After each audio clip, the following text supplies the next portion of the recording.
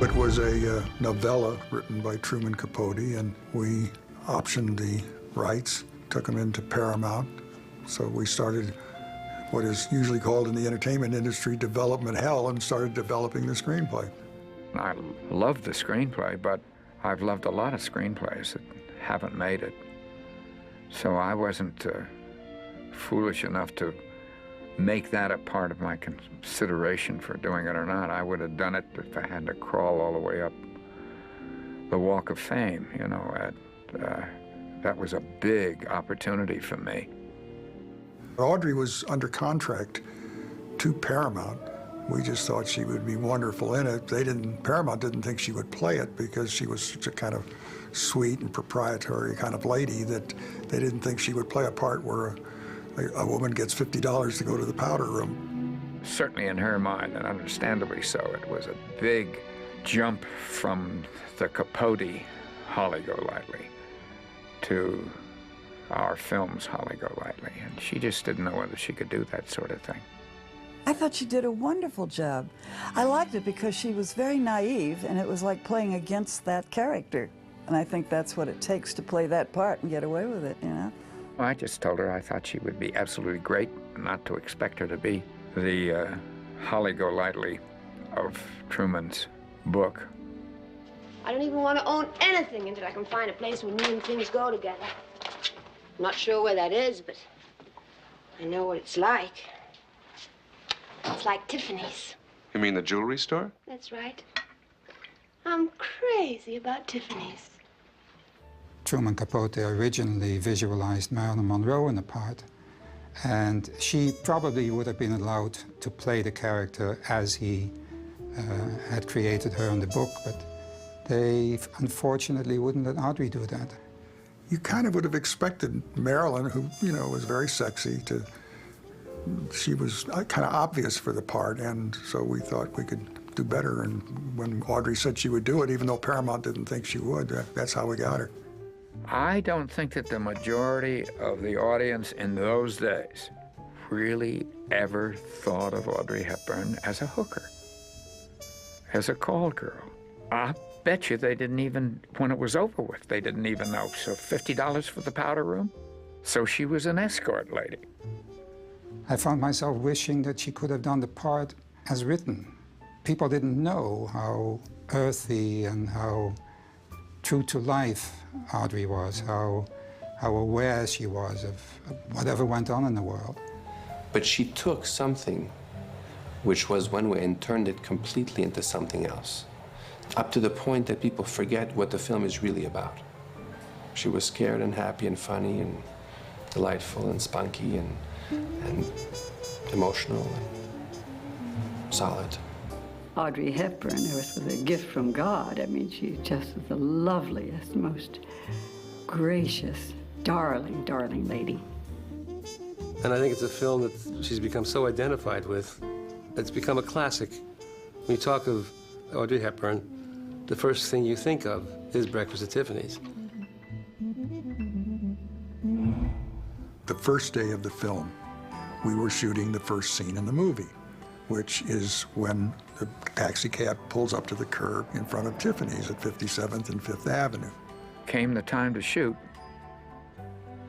and it was as though God said, well, I'm going to give you a break now, but for the rest of your career, you're just going to have to live off of this one. And nobody appeared. No cars, no people. It was suddenly deserted with the sweep of his hand, you know. C.B. DeMille wiped out the whole traffic situation, and we had our shot. Do you mind if I just get in with you for a minute? It's all right. Really it is. We're friends, that's all. We are friends, aren't we? George had a great physical presence. I think the two worked. I think it worked well for the two, because he still had a lot of that innocence that I think made it attractive to her. We liked each other as human beings. He admired me greatly, I found out, as a director, and what I did in that film. And I didn't want him in the movie. If you would ask me, and I hope you don't, that, would I cast him now? I doubt I would. He just didn't have whatever it was that I wanted. He wasn't my cup of tea, and yet I loved him. We had great times. Well, I want to tell you, I'd worked with him at the Actors Studio, and we'd gotten along superbly. I really loved him. I mean, he was divine to me and flirted with me, and it was so good, And I was so thrilled to be doing this film with him. Well, he had been spoiled, and he wanted things as he wanted them. And I had dominated him a lot more in the script. And he didn't want to be seen in that condition. I'll tell you what, Paul. I am a very stylish girl. What are you doing? Writing a check. Don't look so bewildered. Surely you've noticed me writing checks before. You're entitled to a vacation with pay. We wanted somebody who was no nonsense, who could play that kind of, strong, subterranean sexual role, which is what she does. And I don't recall we ever had any problem getting her to play the part because she was a fan of Audrey's, and it was a very good role. You're Holly's father? Her name ain't Holly. She was Lula Mae Barnes. Was till she married me. I'm her husband, Doc Golightly. What can you say about Buddy? Buddy is Buddy. He's an old vaudeville hoofer. It was a brilliant bit of casting. I don't know whether Buddy Ebsen was Blake's idea or whether it was the casting director's idea, but, I remember he came and read the scene that they play on the park. We just heard, 5 lines, and we all knew that was right. Mr. Golightly, once again, I must protest. If you don't stop with that phonograph right this minute, I'm going to go to the police department. Well, that's more better. In spite of the fact that Blake was a very good friend of Mickey Rooney's, I don't think you would ever have cast Mickey Rooney to play a Japanese person. You'd have had a real Japanese actor, and I don't mind saying that at one point I wanted to replace him. I didn't really think it out, and I'm not sure it would have changed my mind anyway. And certainly at that time when I did it, nobody criticized it. I thought it was perfectly okay. Looking back, I wish I had never done it. Not my favorite part. Though I do, as I say, I think Mickey's a wonderful, wonderful actor. And I would give anything to be able to recast it. But it's there, and onward and upward.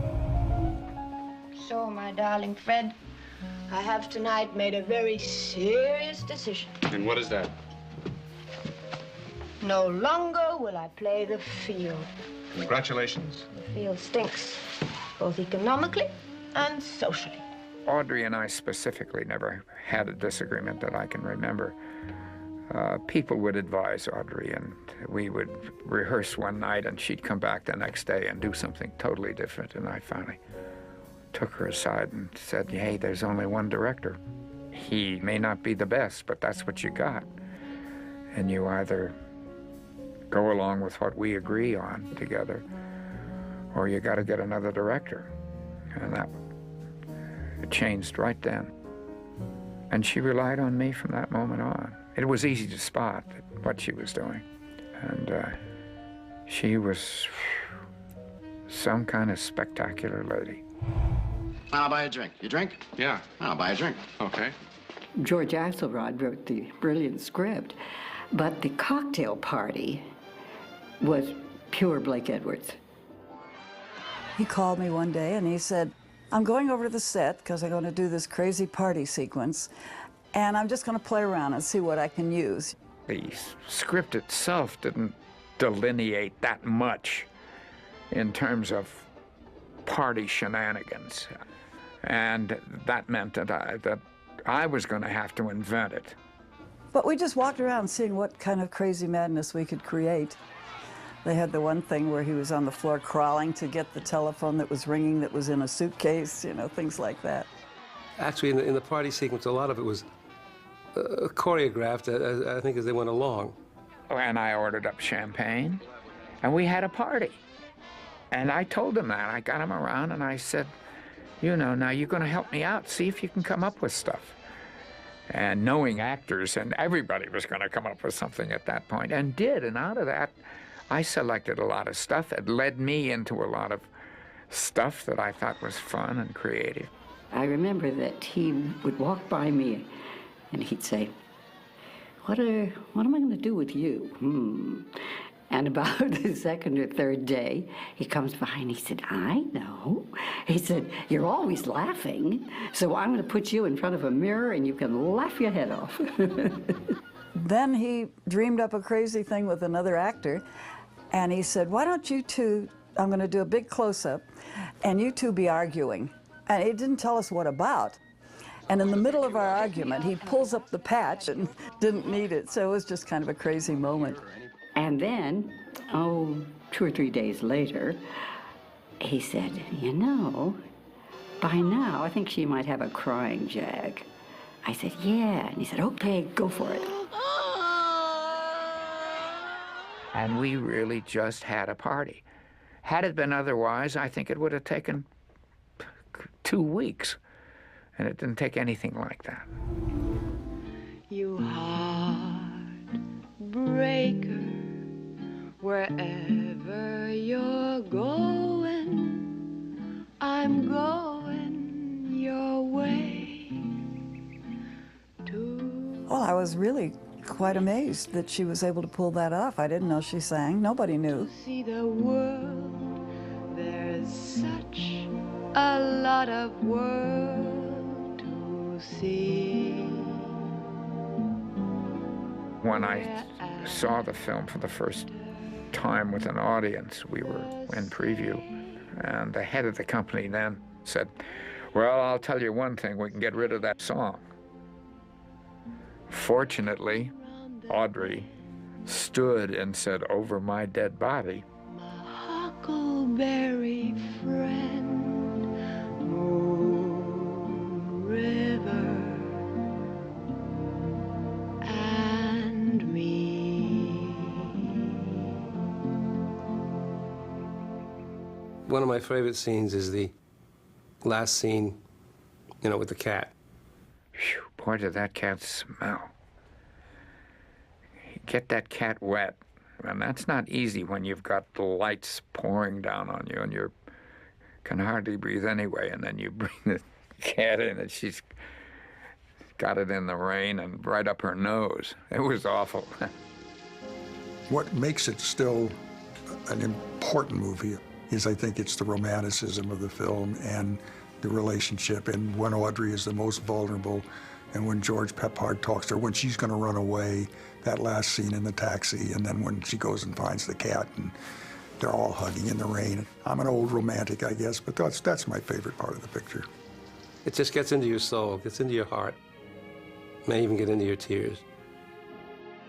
I don't think there would be anyone that could ever follow Audrey Hepburn in any role, because, I mean, she was unique. She always had a spark of humor and be able to deliver that kind of kooky little attitude. But it's a movie everybody can identify with. I think a lot of people have that kookiness, whether they let it show or not, you know. I think a lot of people wanted to be Audrey Hepburn in Breakfast at Tiffany's. Because she had a way of showing us who she really was. She really made you look into her soul. And you see it whether she played a princess or a nun or a flower girl or Holly Golightly. She just had a grace and a beauty and a charm that I can't think of anyone else like her. And yet with it, there was a sweetness and a vulnerability. She was just delightful. What was she really like? And the lovely answer is that she really was like what you saw on the screen. She really was that way. I think that movie was made like a classic. I really think that everything Blake does becomes a classic. I got real lucky. I like to think that I added a lot to those things, like the party. That certainly wasn't written the way I shot it. And so we all complimented each other, everyone, kind of. I think at the end of the day, the picture is famous not so much because of what Audrey was as a human being, but because she represented something that I think women care about. It's kind of movies like they don't make anymore. I think that's part of its magic for today as well. And we should make more films like that.